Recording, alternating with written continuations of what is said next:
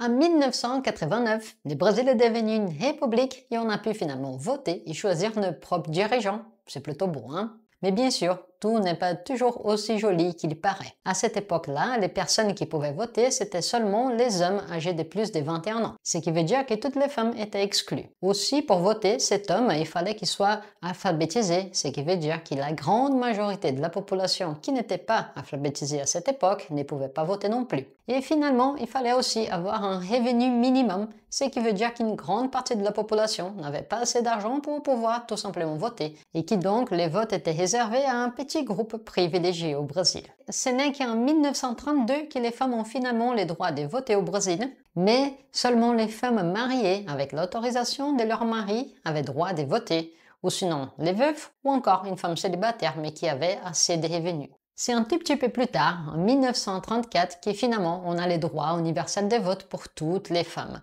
Et c'est aussi à cette date-là qu'on va rendre les votes au Brésil obligatoires. Donc tout le monde, à partir de 21 ans, est obligé à voter dans les élections au Brésil.